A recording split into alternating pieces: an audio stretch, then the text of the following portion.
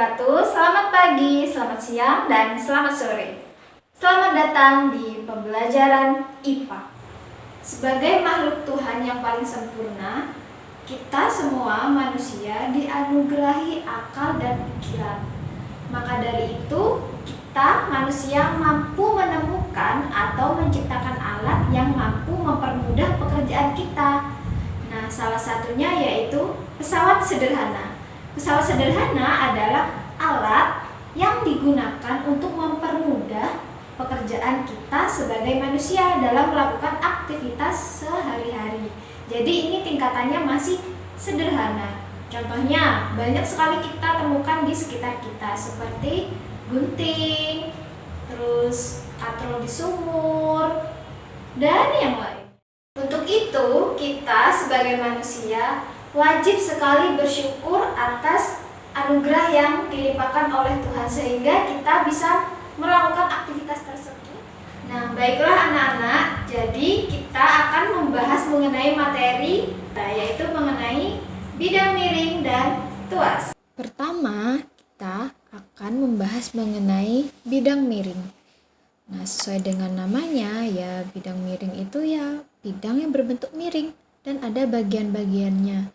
Nah, bagian yang miring ini ya tentu saja ini bagian bidang miringnya atau disebut dengan L, dan ini adalah tingginya atau H. Nah, detil bagian dari bidang miring bisa dilihat seperti ini. Jadi, ini adalah sebuah papan bidang miring yang digunakan untuk membantu mengangkat atau memindahkan si box perkakas ini ke truk. Jadi, ini adalah gaya bebannya atau beratnya si barang ini yang arahnya ya tentu saja ke bawah ya. Kemudian nah kalau diperhatikan panahnya dia kan lurus ke bawah sama ketinggiannya kayak gini, arahnya ke bawah juga lurus gitu kan. Kemudian gaya yang diperlukan untuk dia agar naik ke atas disebut juga dengan gaya kuasa atau gaya yang dibutuhkan atau ya gaya yang dibutuhkan gitu. Kemudian panjang bidang miring di buku itu ada yang menyebutnya L atau S. Yang penting kalian paham dia bidang miring kayak gitu. Nah, maka rumusnya dari ini bisa kita lihat kalau gaya kuasa ini sejajar dengan si bidang miring, berarti FK atau gaya kuasa dikalikan panjang bidang miring sama dengan ini gaya beban dikalikan dengan ketinggiannya. Nah, dari situ kita bisa mengetahui juga cara lain untuk mengetahui KM-nya. Nah, KM itu keuntungan mekanisnya. Jadi keuntungan mekanis itu sama dengan secara umum itu sama dengan katrol dan yang lainnya. Dasarnya keuntungan mekanis itu rumusnya gaya beban dibagi dengan gaya kuasa. Jadi perbandingannya beban dan kuasa kayak gitu. Nah, dari sini kan bisa dilihat berarti FB per FK berarti kan jadinya sama dengan L per H kalau dari rumus ini ya kayak bolak-balik gitu. Nah, jadi KF-nya rumusnya bisa didefinisikan seperti ini.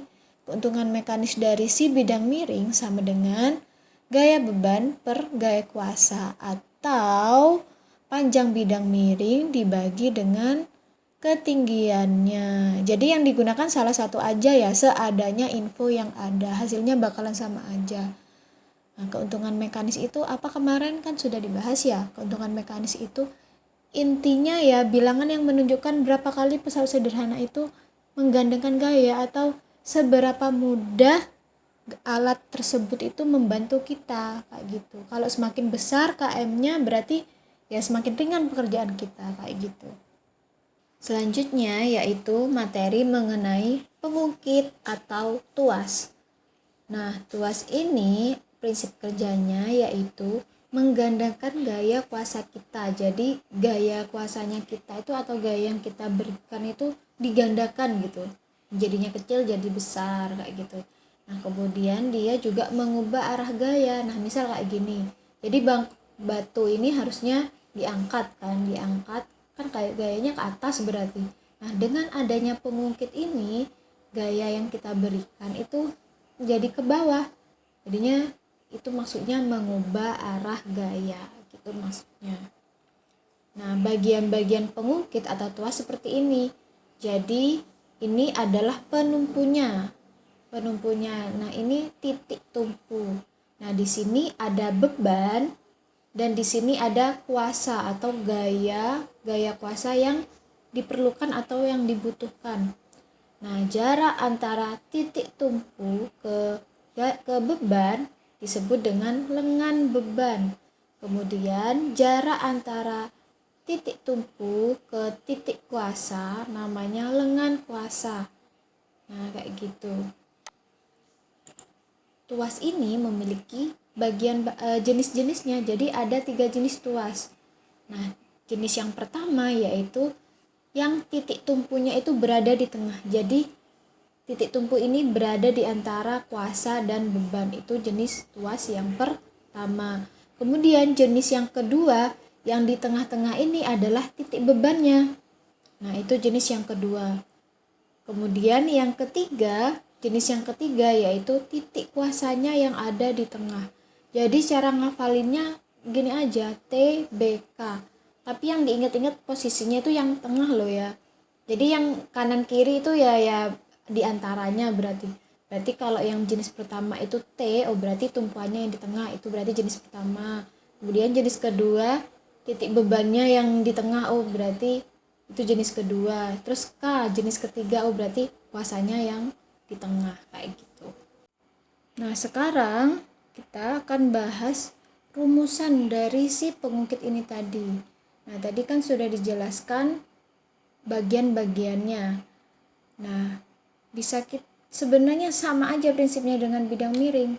Nah, jadi gaya beban yang ada di sini kan gaya beban atau beban tempat bebannya kan berdekatan dengan lengan beban yang menghubungkan dia. Berarti lengan beban dikalikan dengan gaya beban sama dengan gaya kuasa dikalikan dengan lengan kuasanya.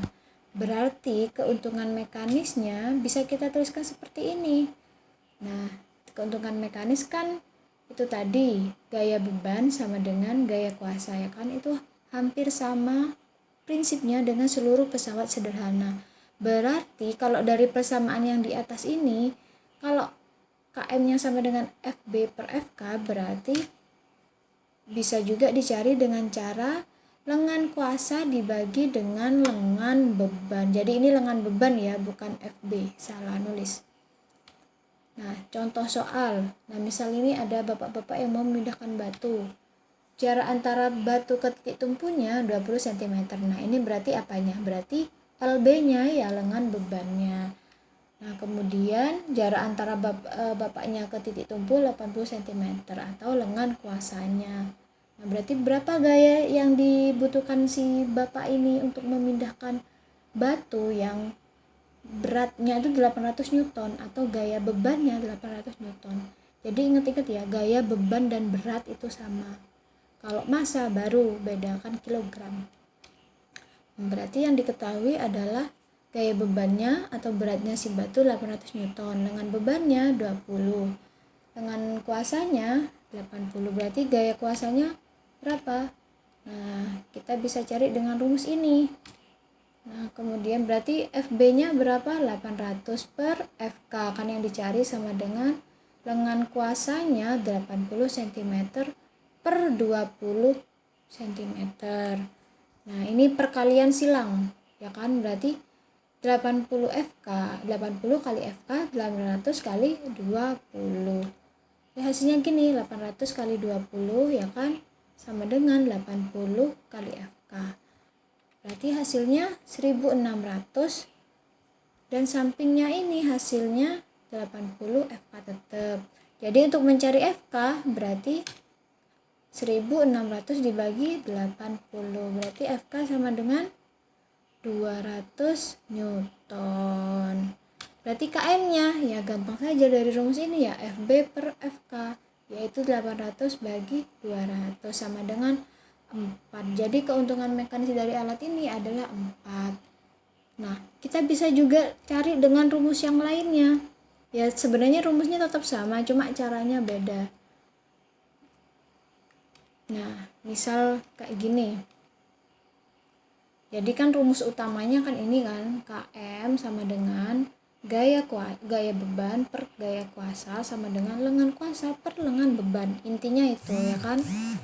Nah, kan ini yang diketahui kan LK sama LB kan diketahui ya, kita cari aja KM-nya dulu. Kan kita pilih salah satu kan boleh nih, LK bagi LB. LK bagi LB nanti kan ketemu si KM. Berarti 80 bagi 20 sama dengan 4. Berarti KM dari alat ini 4. Nah, dari KM ini bisa kita temukan si FK, ya kan, dari rumus yang atas ini. KM sama dengan FB per FK. Berarti 4 sama dengan 800 bagi FK. Nah, 800 bagi berapa yang hasilnya 4? Nah, yaitu 200 Newton. Nah, kayak gitu ya. Paham kan? Paham. Oke, sip. Sekian untuk pembelajaran kali ini. Semoga kalian mengerti dan bisa mengambil manfaat dari yang dipelajari selama proses pembelajaran ini. Saya akhiri. Wassalamualaikum warahmatullahi wabarakatuh. Dadah.